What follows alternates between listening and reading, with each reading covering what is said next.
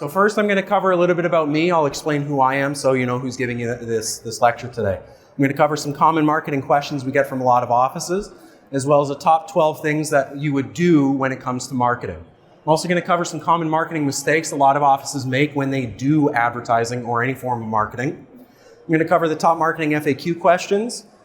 I'm going to explain a little bit about Dr. Marketing, and then towards the end we'll have some case studies and questions that I can help answer for you, okay?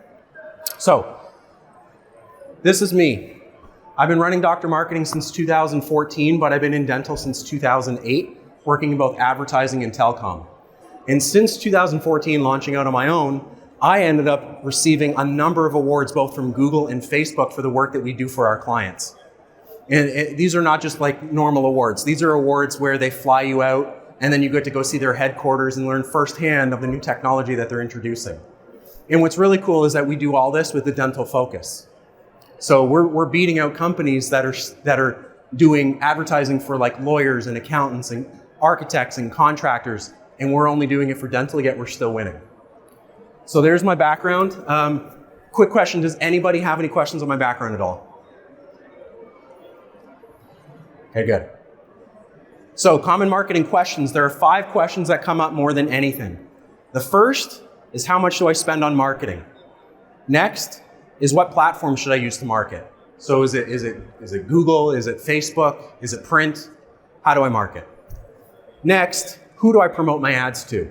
Geographically speaking, or demographically, do you know your average patient base? Like the age range for your average patient, or do they have kids? Are they men or are they women? You should know those details. Next is, how do I rank higher on Google? And then my personal favorite, if I'm spending money in marketing, why am I not generating any leads? So, outside of these questions, which I will answer throughout the presentation, does anybody have any additional questions they were kind of hoping to get answered?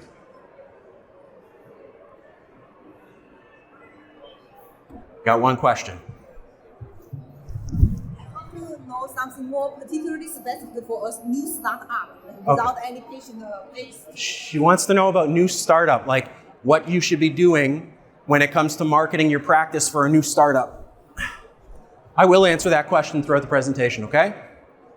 Awesome. So 12 things we're going to do for your office, 12 things that you should be doing for your office. The first are domains. Everyone knows what a domain is, but there are actually 2 types.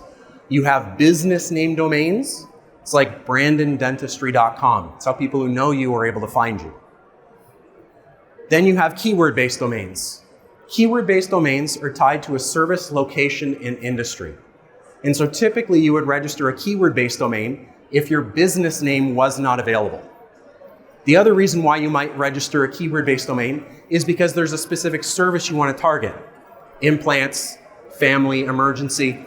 So it could be something like emergencydentistchicago.com, dentalimplantchicago.com, stuff like that, right? So business name and keyword based. Now, regardless of whether it's business name or keyword based, you see that there's another word under there, under the keyword base, that says competitor.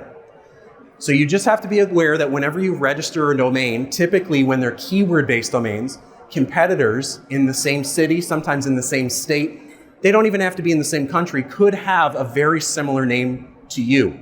So as an example, I was helping one of our clients. His name was Dr. Ahmad. It was drahmad.com.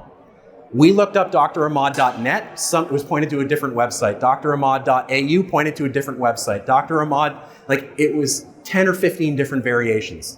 So to make sure that that doesn't happen, you need to protect your your business name domain.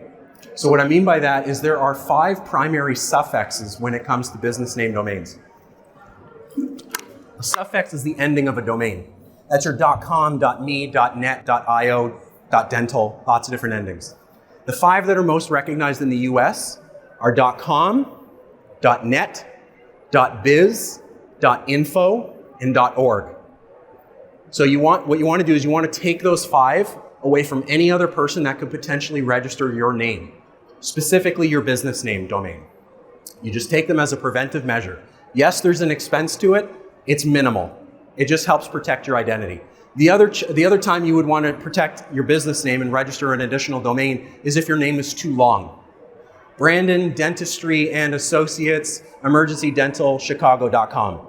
Right? Like if your name is absurdly long, just get a shorter domain. You can still maintain that long one, but just get a shorter one just to advertise for your patients for your typical website.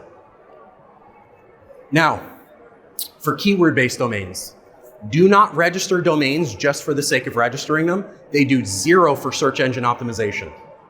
So don't go online right now, register Invisalign in Chicago, emergency dentist in Chicago, root canals in Chicago, right? Like that does literally nothing for search engine optimization. All you're doing is wasting your money. All Google cares about is that there's a domain and a website attached to it. All the other domains that are forwarded do literally zero for optimization, so don't waste your money on it. The only reason I'm saying to do it for your business name is because that protects your identity. Next is security. So security for each domain. Anytime you register a domain, that information is public knowledge. Which means if I was a spammer, I would take your domain, I would scrape all your contact information off of it, I would sell it to 1,000 people to spam the hell out of you until the end of time. So to prevent that from happening, you basically put a security blanket over top of all your contact information. And it just says redacted, redacted, redacted, redacted for everything. The info's still there, but only for you. No questions on this? We're good?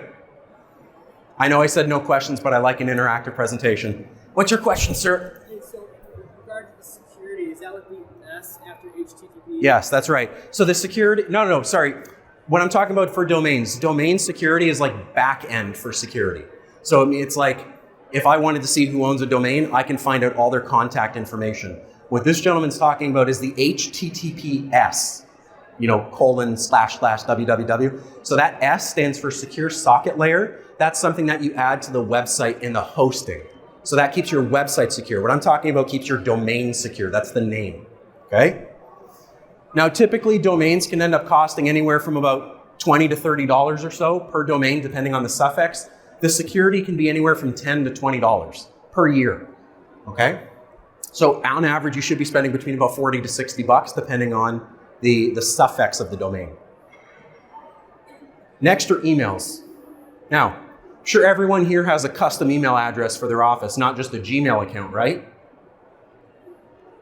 Okay, I see some people laughing. Okay, so the odds of going to spam when you have a free email account like Gmail, AOL, or Yahoo is about 70%. And that's not because of something you did, it's not because of something the patient did, that's just how free email accounts work. You set up an email, you spam 1,000 people. You set up an email, you spam 1,000 people.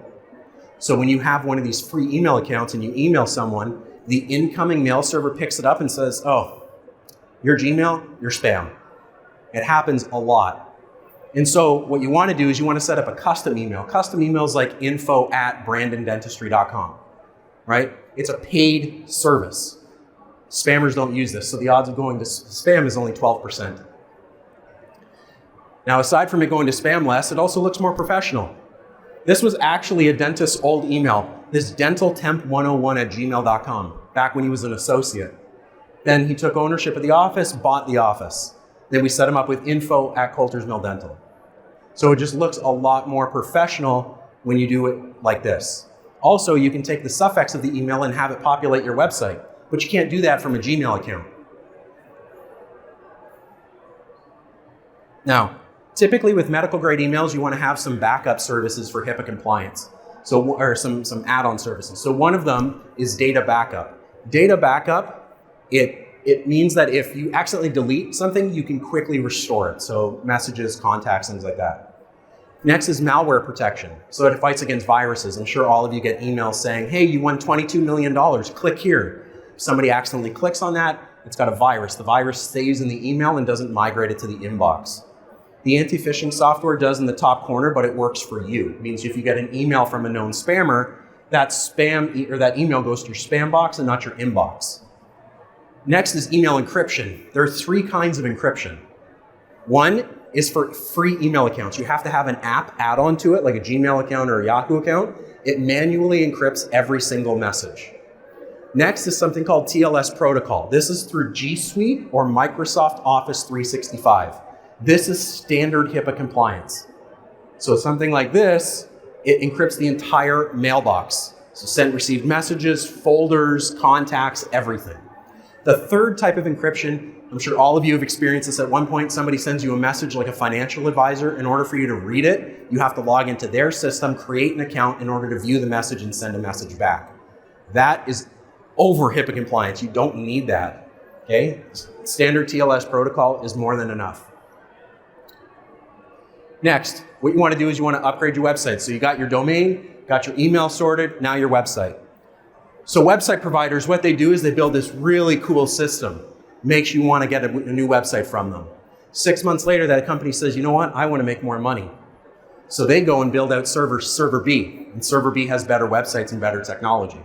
6 months later, they build out server C, which has even better websites and better automation and better security.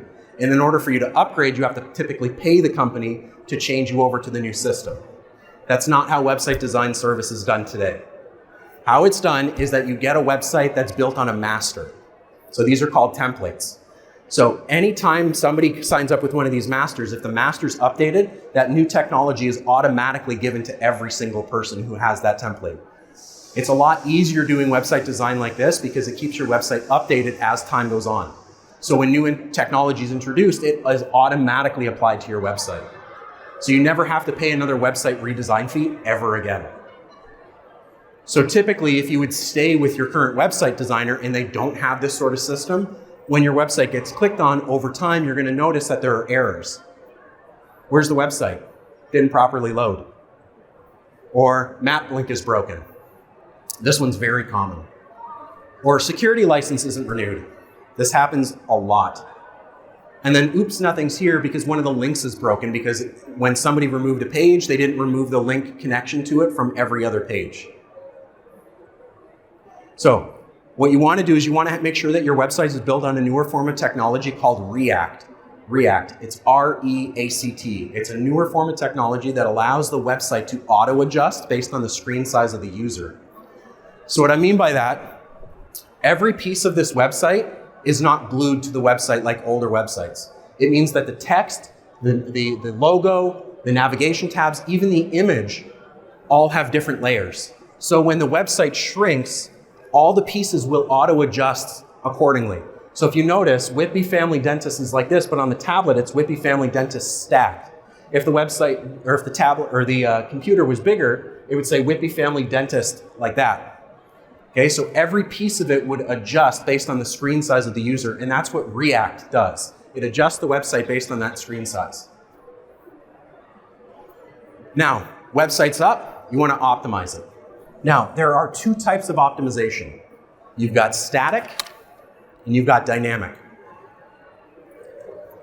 So, static optimization are keywords that are built onto the page of the website that will never change. Emergency, root canals, let's just say dental implants. Those are the 3 pages you have on your website. Under the emergency page, there are static keywords. So these keywords would be like emergency dentist, chipped tooth, bleeding gums. Those keywords are never going to change. Then you have dynamic keywords that get added to them. So let's just say emergency dentist open evenings, emergency dentist open weekends, emergency dentist who speaks Spanish. So who speaks Spanish, open evenings, open weekends in Chicago, like any of those add-ons would be dynamic keywords. That static one never changed. So typically what you want is 3 to 5 static keywords per page, but anywhere from about 10 to 20 dynamic keywords for each static keyword. Are you all with me so far? Okay. So what you want to do is you want to make sure that these keywords are page specific. So the reason you do this is because let's just say somebody's looking for implants, but what you've done is you've added implants to the emergency dentist page to cover up missing tooth as an emergency. So what that person's going to do is they're going to just immediately go to the emergency page instead of the implants page. And what the person's going to do is like, what is all this information about emergencies? I'm not having an emergency. I just want nice teeth. So what are they going to do? They're going to bounce out. The higher your bounce rate, the lower your ranking on Google. So you have to make sure that your keywords are page specific. Okay? Now, over time, your keywords will rank. Your pages will rank. The higher they get ranked, the better you get ranked on Google. And so there are systems that Google provides that allows you to see how many queries each keyword generates, how the pages rank themselves, how your website ranks, how many impressions and how many clicks each keyword generates, both on a static and a dynamic level. And so what you want to do is you want to make sure that you're adjusting those keywords, because if some of the keywords don't rank, it brings your ranking down. So what you want to do is you want to remove them and add new keywords, better combinations, in hopes that all keywords rank. The higher each keyword ranks, the higher the page ranks, the higher the website ranks. Now, one of the other things that Google wants to take a look at is content. So you have emergency, root canals, and implant pages on your website, 3 services on your website. How do you get more content? You add a blog. Okay, so typically what one page produces is a hit. Okay, so somebody Googles dental implants in Chicago. That produces 1 hit for your dental implants page. But if you had a blog saying 10 reasons you need dental implants, missing tooth, try a dental implant. What's better, dentures or dental implants? So now you have 4 different pages, that's 4 hits to Google. So Google's gonna be like, wow, dental implants, you know a lot about them. Let's move you up the ranks. So what you want to do is you want to add blog posts for every single service that you provide, but make sure the blog posts are statically and dynamically optimized and are linked to the service page. So the more content you produce for each page, the higher you get ranked. Okay, now don't just go riddle your website with 50 or 100 blog posts right now, because Google's going to consider that spam. Every 2 weeks, once a month, be consistent with it, okay? And don't be cheap on the content. Don't just add a couple of paragraphs. Got to add at least 1,500 words or more, okay? Write an essay. Now, whether you do static or dynamic, there are specific places that you want to optimize on your website. So one of those places is in the tab of the actual browser itself. It seems to work now. Next is in the URL suffix. So this is after the .com or .ca. Next is the navigation tabs. These need to be clean, because this is what shows up on Google. So when somebody Googles your business, you see home, about, services, contact. That's what that is. So make sure that they're clean and can be easily understood. Next is the page summary, the page header. So the page header should be static and dynamically optimized. So in this circumstance, this dentist doesn't pay for optimization, so we don't do it, right? But it should say dental conditions in Toronto, as an example. Then you've got the page summary. The summary is going to basically tell people what the page is ultimately going to be about. Should be dynamically and statically optimized.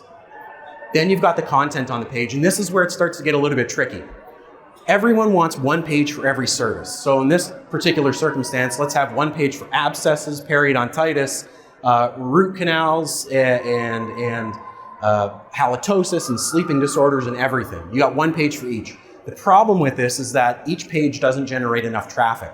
The keywords don't generate traffic, the page doesn't, which means it brings your ranking down.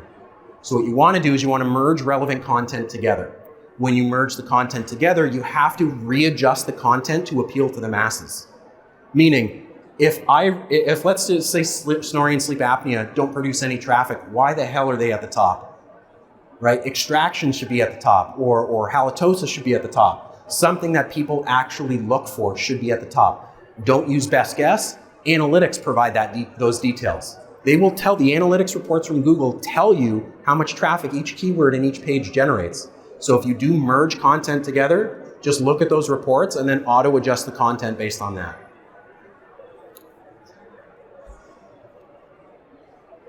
Next is the back end. So there are 4 sections on the back end. One of them I've already mentioned, it's the URL. You can customize the URL after the .com. Next is the title and the description. These are what show up on Google. So the URL shows up whenever you Google a business. You got the URL, then you got the title, then you got the short description. Google allows you to adjust those 3 things, and that will determine how you show up on their system.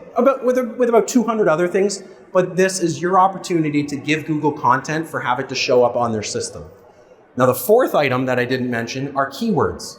I'm sure all of you know what keywords are. On the back end of a website, how it used to be is you would add dentist, comma, cosmetic dentist, comma, dentures, comma, like root canals, comma, and you add tons and thousands and thousands and thousands of keywords.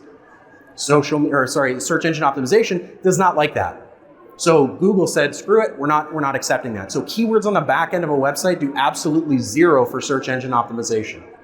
Does nothing. So don't waste your time writing keywords or trying to understand keywords, because everything should be on the front of a website, not the back end. One sec. The last item here is local business schema. Local business schema has to do with Google Maps. Basically, the closer someone is to your business, the higher you get ranked on their search. So if they're looking for a dentist and they're around the corner from me, my business will show up number 1. That's how it works. It just helps Google Maps find and navigate local businesses to present it to local searchers. Okay, sorry, you had a question? Sorry, everybody, 1 second. What was your question?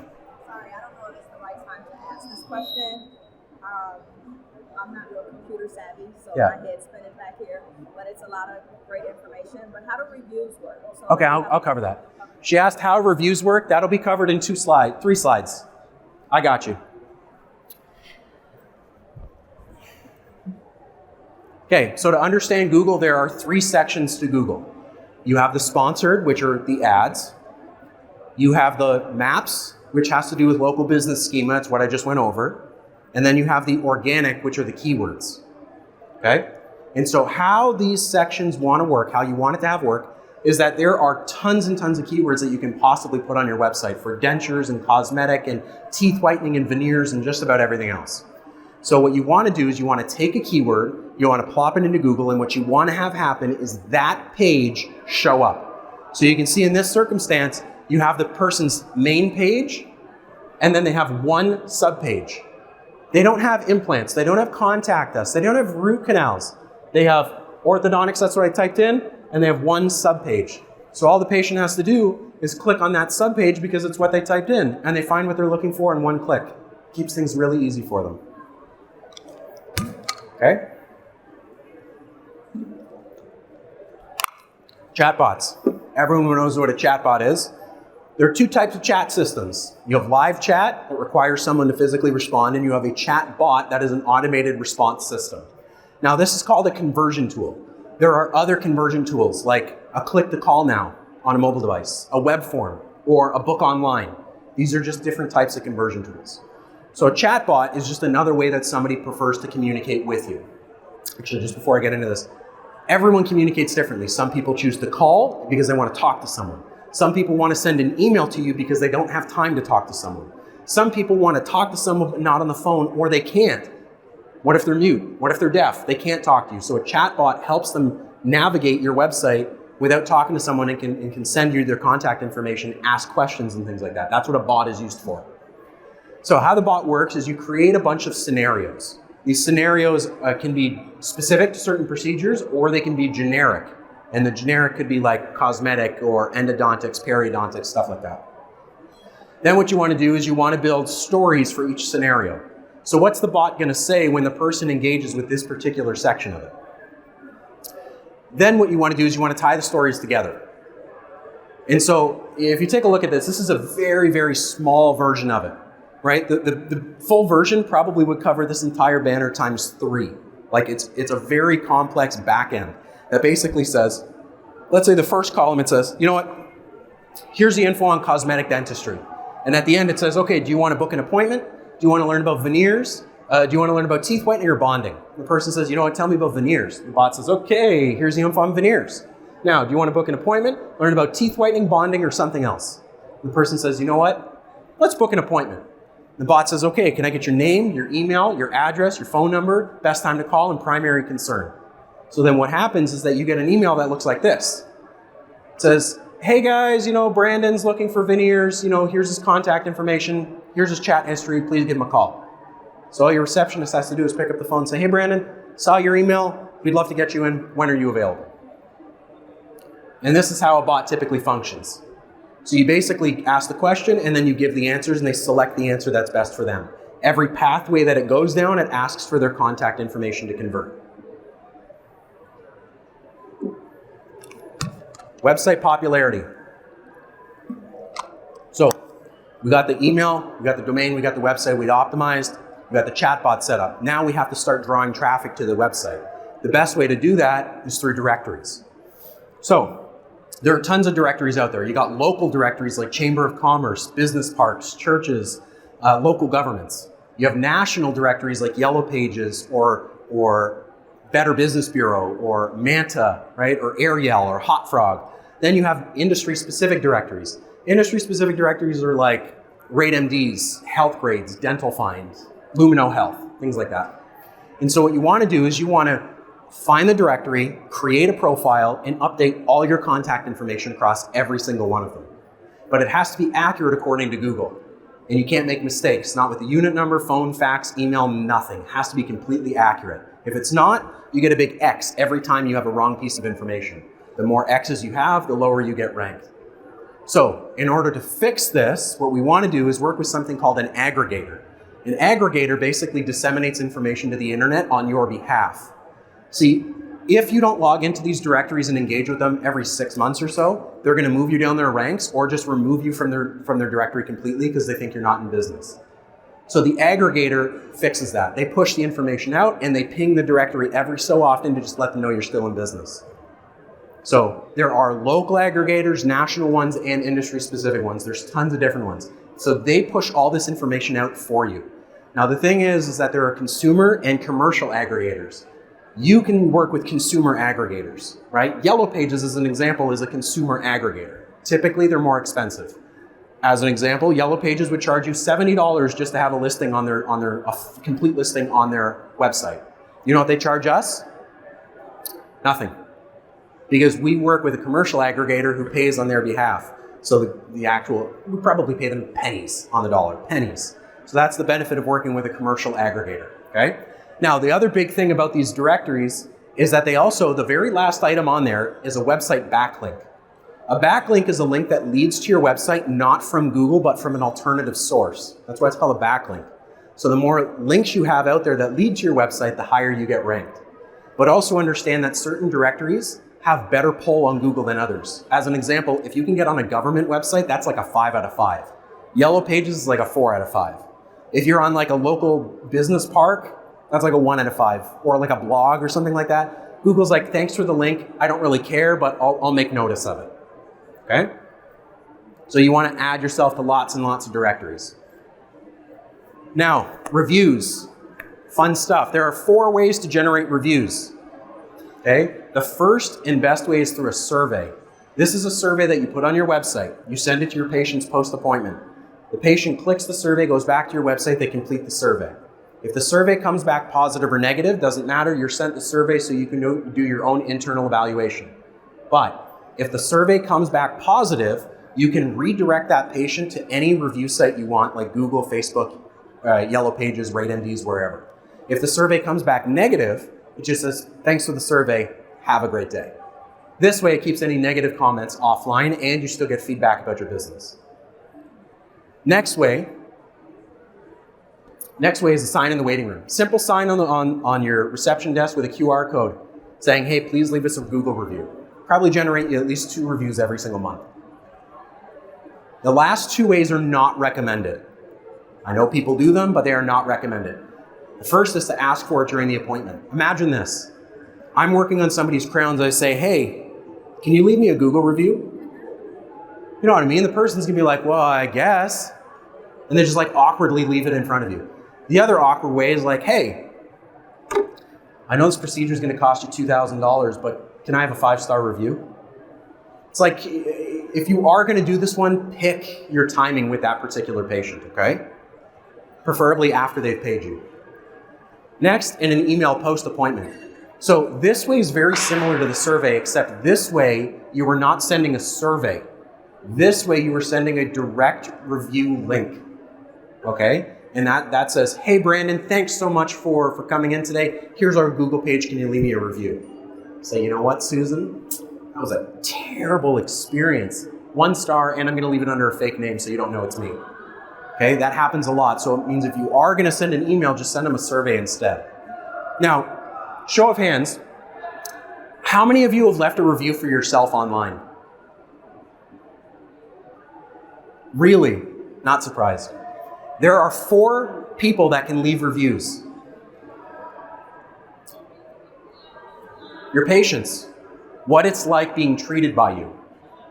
Your staff, what it's like to work with you. Your vendors, hey, I just bought $50,000 piece of equipment from you. Can you leave me a review? That salesperson's going to say 100% they will. And then yes, even yourself. Leave yourself a review. Why would you not? Hey, thanks for coming to Brandon Dentistry, or consider Brandon Dentistry. We're a family dentist that also treats emergencies. Please give us a call. We're happy to help our community. Google, Facebook, Yelp, Yellow Pages, like Rate MDs, like leave it everywhere. Why not? Why would you not do that? Now, don't take what I just explained to you and go back to your office and go leave yourself 50 reviews today, because it's going to look incredibly fake. Okay, so space it out. Go after 2 or 3 people every week or every other week. By the end of the year, you'll have 100 reviews. Spread the love. Don't just put them on Google. You got to put them everywhere, because if somebody Googles your business, what Google really likes to see is, yes, they have Google reviews, but Yellow Pages has them, Yelp has them, Rate MDs has them. So spread the love around everywhere. So if somebody Googles your business, all they see is your website, and then 5-star, 5-star, 5-star, 5-star, 5-star, all from different websites. Now we want to start drawing up some traffic. Okay, we want to get the traffic flowing. Okay, best way to do that is through Google Ads. Okay, now there's some things to consider when doing Google Ads. One thing is that you have to merge your analytics report into Google Ads. Okay, let's say we don't do that, and I say, okay, we're going to do a Google Ads campaign for you. What time of day should I promote? What keywords should I use? What demographic information should I be targeting? What geographic area generates the most traffic? Do you know what zip code works? I'm not trying to single you out, just trying to get a point across. Nobody knows those details, it's best guess. The analytics report takes that out. The analytics report from your website literally tells you where the geographic locations are that people are coming from, what keywords they're typing in, what times of day they're searching. So all you have to do is put money to it. Now, you want to modify these things a little bit. So don't just promote for everything that Google Analytics tells you to. So you do want to make sure that you promote for certain procedures, okay? The things that you actually want to generate. Invisalign, implants, whatever it might be, crown and bridge, that sort of thing. Next, what keywords should you use? There's 3 kinds, broad, exact, and negative. A broad match keyword is 1 or 2 words that match a sentence. So, teeth whitening. So I could type in best teeth whitening provider near me. Is teeth whitening expensive? Does teeth whitening hurt? Doesn't matter what I type in, as long as teeth whitening is in that sentence, your ad's going to show up. An exact keyword is the complete opposite. That's a phrase that somebody specifically has to type in. So that could be something like best teeth whitening provider near me. In order for somebody to actually see your ad, they have to type in that phrase specifically. A negative keyword trumps them. A negative keywords are words that you do not want to show up for. Inexpensive, cheap, affordable, stuff like that. Or you can get specific with it with insurance, Medicaid, Medi-Cal, Blue Cross, however you want to not show up for these certain keywords. So if somebody types in free teeth whitening provider near me, because the word free is in there, your ad will not appear. Okay, so the negative keywords trumps it. So this way you get to show up for the certain things that you actually want to show up for. Next, what time of day should you promote? Everyone thinks that the right answer to this is the hours of their office. But I'll tell you what, I'm a father of 2 and I don't search during normal hours. My wife and I search at 9 o'clock at night or on the weekend for things, as does about 95% of the population. You would not believe this, but it's something like 65% of the leads that your office generates. If you promote it 24 hours a day, 7 days a week, 65% of those leads do not come during your office hours. So the best times of day to actually promote are between 6 a.m. until 11 o'clock at night, Monday through Sunday. Promote all the time. The next day you're in the office, you're going to see all those leads. And make sure you follow up with them appropriately. I cannot stress that enough. And I'll talk about that in a couple of slides. Next, the content. It's 2 o'clock on a Saturday. Somebody types in best teeth whitening provider near me. Your ad shows up. What's the ad going to say? Brandon Dentistry, cosmetic dentist, teeth whitening. Could say new patients welcome, same day appointments, brighten your smile today. Zoom teeth whitening, inquire today, Brandon Dentistry. Could say any number of things. The objective here is to figure out what content works with what keywords at what times of day. Then the fun stuff, the budget. This starts to where it gets a little bit tricky. So let's just say within 3 miles of your office, there's 50 dentists promoting for teeth whitening. Each dentist spends $500 a month. you have to spend 10 to 20% more than the average, which means you got to spend about $650 a month just on teeth whitening. Then you have to consider the keywords and times of day. Teeth whitening near me, Monday to Friday, 9 to 5, let's just say is $100 when somebody clicks on it. That keyword could drop to $5 a click after 5 o'clock. That's because there's less competition after 5. It could also mean that the keyword is less likely to convert after 5 o'clock. Okay, so if you don't have an appropriate budget, you can't compete with your competitors, bid on the right keywords or the right times of day. But also consider that teeth whitening is not the only thing that you do, right? You only want clicks and engagement and leads for teeth whitening? No, you want it for implants and Invisalign and orthodontics and all that other fun stuff you do. So you have to have an appropriate budget for each service, okay? Now also consider that not everybody here is from Chicago. Chicago is considered a metro area. Some people are in rural areas. When you're in a rural area, your budgets are typically less, but your geographic radius might be typically more. So just keep that in mind, okay? Now, whatever you spend, the typical turnaround is between 2 and 8 times. So if you put in 1,000, 10,000, 20,000, whatever it might be, it's 2 and 8 times in return is what you should be getting back for that. Next, Facebook and Instagram. So the very first thing you got to do, update it. Make sure it's got the proper logo, cover picture, description, contact hours, make sure it's all updated. Then you set up the automated responses. Somebody comes to the page, your Facebook page, Facebook says, hey, welcome to our page. Do you want our hours, contact info? How can we help? And you can set this up automatically. Then you integrate the pixel. So the pixel is Facebook's analytics system that basically tells you demographic information, age, gender, marital status, kids, jobs, stuff like that. So then what you do is you take a look at that pixel data and you say, hey, you know what? There's a lot of people that have kids. I'm going to build posts around that. Then what you have to do is you have to engage with them. You create the post, engage. If they like back. If they comment, reply. If they share one of theirs. This is what it means to manage a social media profile. Okay? It doesn't matter if it's Facebook, Instagram, TikTok, Twitter, Pinterest, YouTube, or whatever. That's how you do it. Now the last 3 items are cyclical. It means you look at the data, you create the post, you engage. You look at the data, you create the post, you engage. That's how it works. Now, you're going to get a lot more likes on personal images than you will on stock. Doesn't mean they see it less. It means that you're going to get a lot more engagement on those personal photos, okay? Now, once you have a history of creating solid content, you promote it. And the best way to do that is through Meta. And so first thing you have to do is create the audience groups. And so that pixel data that I explained earlier with age and gender, marital status, kids, and job, you basically take it and you merge it together into different audience groups. So you can have an audience group for men versus women, people under and over 30, people with and without kids. Then what you do is you build posts targeted towards these people. So a post for men, a post for women, a post for people with and without kids, that sort of thing. So then what you want to do is you want to do an A/B test. So what you do is you pick a small geographic radius, you run 2 ads to those same people. Whichever ad performs better, that's the ad you pick, and it goes to the entire geographic radius. Then what you got to do is pick your time frame and your budget. So when are these people online? Well, people with kids might be online earlier in the day. People without kids might be online until 3 a.m. And the budget depends on how big of a radius you have and how many times you want to appear that ad to the same group of people. And last, engage. So engage just like you would on your standard Facebook page, okay? But understand that these engagements are people that are not your followers. The last page that I was explaining are people that are your followers. These are promoted to everyone in a geographic radius, okay? And so when I say engage, I mean, if they comment, reply. If they share one of theirs. If they like, what you can actually do with one of these promoted posts is you can invite them to like your page. So that's how you're going to generate more followers on social. It's a slow process, but it works. If you come to my booth over at 2800 after, I can show you one of our social media profiles of somebody that has over 2 million followers doing this strategy that we help them with, okay? Then, review and modify. So, every system I just explained does something different.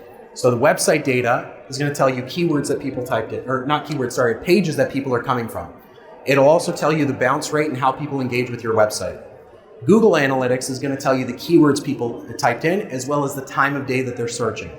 Facebook Analytics is going to tell you demographic information, age, gender, marital status, kids, job, things like that.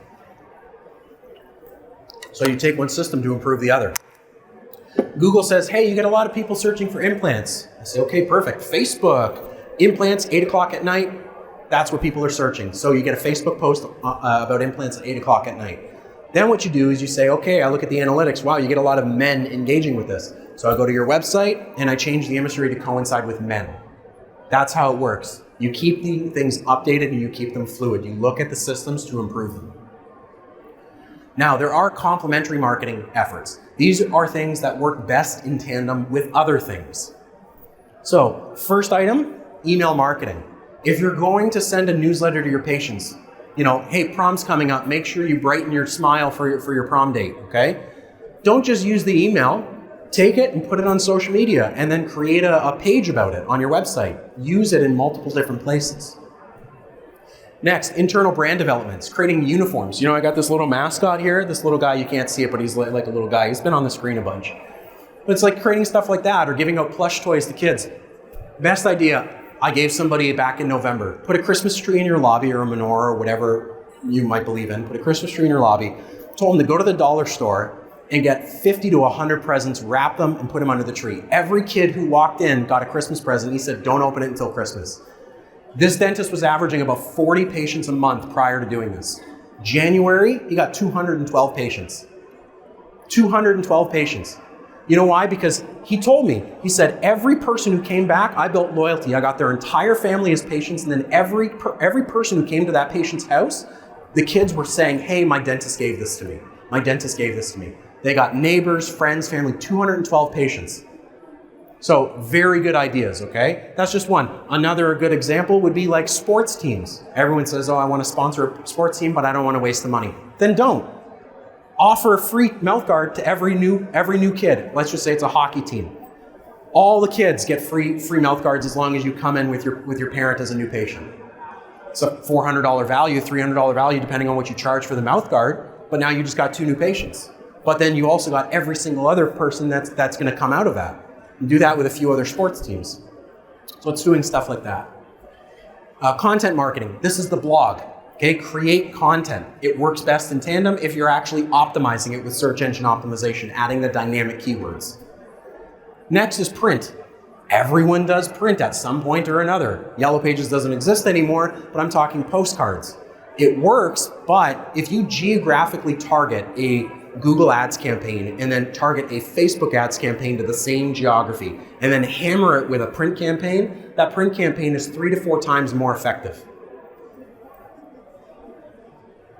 Photography and videography.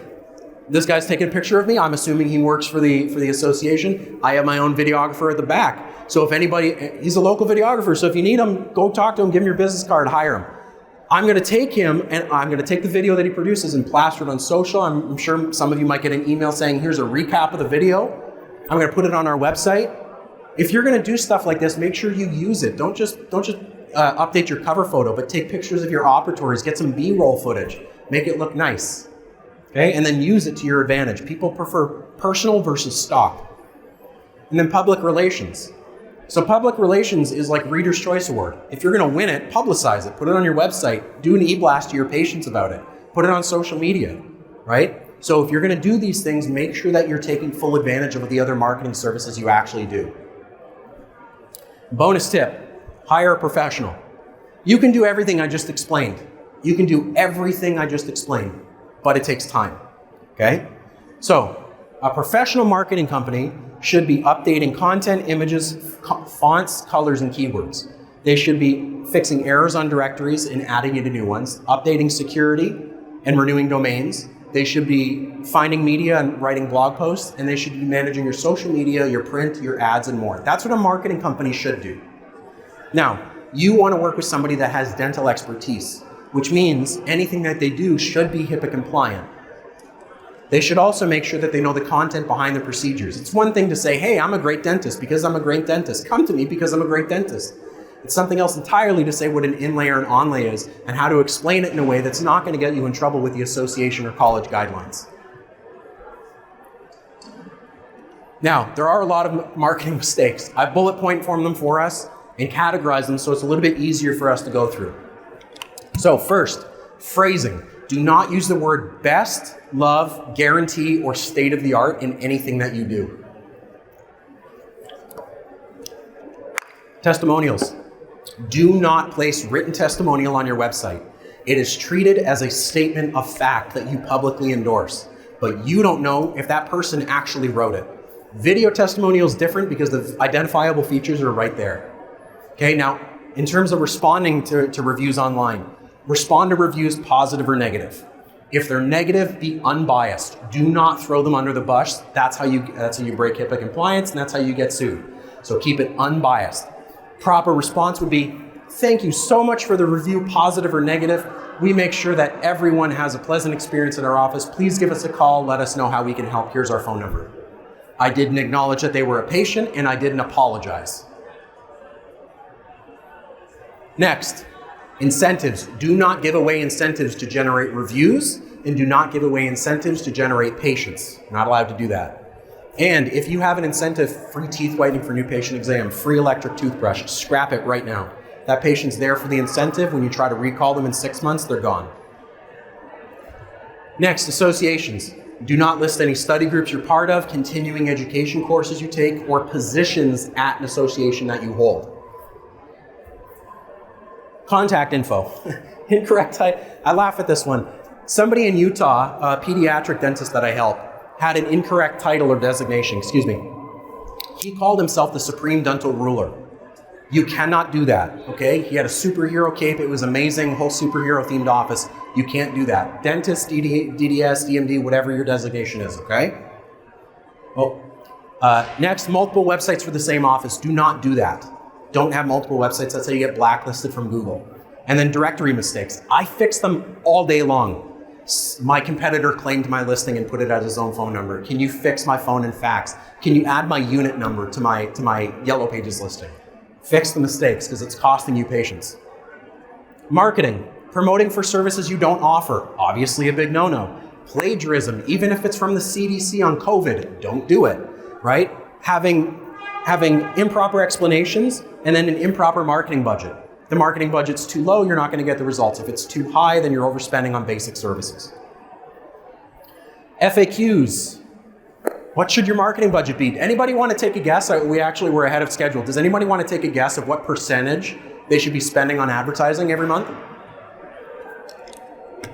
Nobody wants to take a guess? 1? 20? 20%? Anybody else? 10? 15%? 5?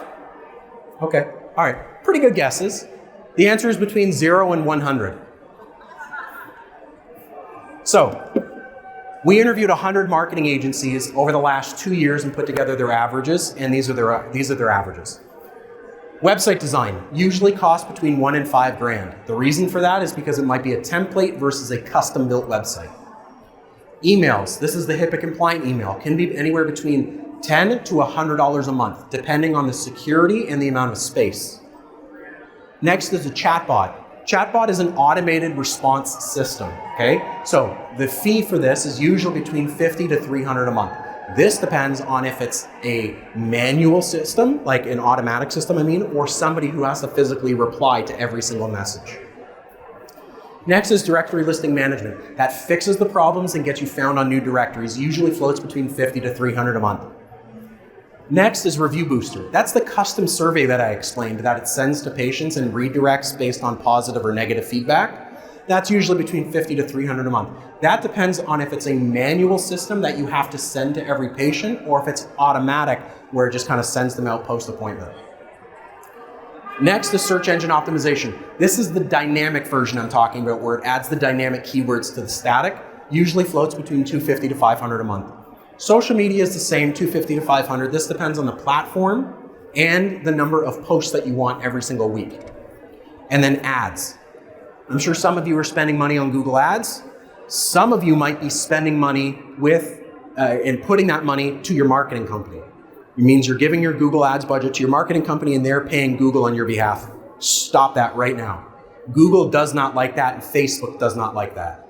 Okay, if you're gonna spend money on Google and Facebook and Google literally have systems in place where they charge you directly because they don't charge upfront. They charge based off a threshold, which means if they give you credit, you work towards the credit. Once you hit that threshold, then they bill you, and only then, okay? The marketing agency usually charges 15 to 25%. So if your budget's $1,000, they would charge you $150 to $250 a month to manage your $1,000 budget. If it's 10 grand, again, that budget can float. Everything added up should be 1 to 4% of annual sales. Now, take that with a grain of salt, okay? You could be spending 1% or less if you're booked 6 months in advance, you're a dental specialist, or you're about to retire. You could be spending 4 to 10% if you just built out a new operatory, or you have schedules to fill, or you booked until tomorrow. So you'd be spending 4 to 10%. You could be spending up to 100% if you're a brand new office. So understand that if you're a new office, everything should be spent in marketing. Get that ball rolling, okay? Typically that range is 1 to 4%. It's based on how many operatories you have, how many active patients you have, and how far out you're booked. Now, is your marketing working? I actually put together some pretty cool things for you. So this, make sure you're looking at your devices. Look at it on your tablet, on your phone, on your website, on different screen size. Make sure that your website formats, okay? Next, search engine optimization. Is it working? Are they even doing it? Do you know? So the best way to do this, if you have a pen and piece of paper, write this down, I'll explain it, okay? Go to your website and you can do this from every single page of your website. Right click, pull up that menu, okay? Then click View Page Source.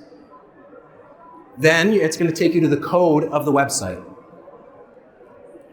And when you do that, click Control F. And that's a master find. Then what you do is you look up title or description or keyword. Keyword, again, on the back end does nothing for optimization. It's more for organization purposes. But the title and the description, you can see this from every single page of your website to see if they're actually optimizing you for that particular page. Next, social media and blogging. Look at the dates. Make sure that they're consistent on social media and that they're actually including hashtags or proper content or imagery for branding purposes. Don't just post a random image and then just have no consistency, right? Look at it. And then ad spend. Your average patient, when it comes to marketing, is between $150 to $250 per patient. The reason for that is because your staff plays such a pivotal role in the conversion. So, what I mean by that, I have listened to call recordings. Some of the worst phone calls I've ever heard. Patient picks up the phone, hey, I'm having a dental emergency, can I come in? Receptionist response, sorry, we're busy today. Okay, can I come in tomorrow? No, we're busy tomorrow. Patient, okay, when can I come in, right? Like you tell me, right? Gets the patient frustrated every single time, okay? Another big one. Hi, thank you for calling Brandon Dentistry and we're really busy right now. Can you hold on 1 second?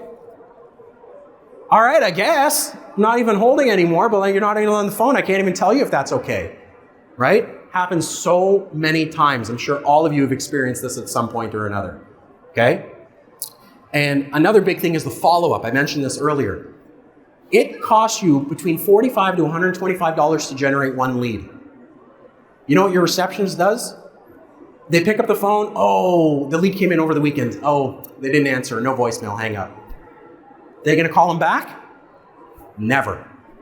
99.9% of the offices that I have been to do not follow up after one phone call. 99.9. And I guarantee almost every single one of yours doesn't follow up after one phone call. That lead comes in, you just spent money generating, 50, 60 bucks generating that lead, follow up with them 5 times.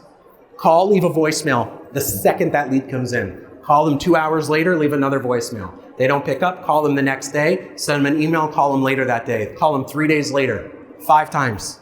If they don't answer after that, throw the lead out. You have my permission. But I promise you, if you don't make any changes to your advertising and just have that solid follow-up plan, you will nearly double your patient base. I promise you, your new patients I'm talking, new patients, every single month, just by creating a solid follow-up plan. Okay, very, very important. Don't waste money creating new leads if you can't deal with the leads that are coming in appropriately. Now, just to explain a little bit about Dr. Marketing, we got a few minutes. We're a full service marketing agency. We only work with dental offices. We have no contracts. Start today and tomorrow. I haven't lost a client in 7 years. Client I did lose sold to a DSO, so it doesn't count. We like to save the average office 36 hours a month. You can do everything I just explained. It would take you 36 hours a month to do. Next, we like to take our time, be easy to understand, and offer effective and efficient service. It's our mandate. And we've got partnerships with Google, Facebook, Microsoft, GoDaddy, and Constant Contact. So if these billion and trillion dollar companies trust us enough to put us on their website and promote us, I think you should too. And lastly, we do everything. Everything. Domains, email, website, social media, Google ads, Facebook ads, print, buses, benches, billboards, window decals, radio campaigns. Whatever you need marketing related, Dr. Marketing has you covered. Now, actually, I did put together some case studies for you. We have 1 minute left. So, different types of offices, different areas, how long they've been with us, what they're doing, how many patients they generate every month, and their budget.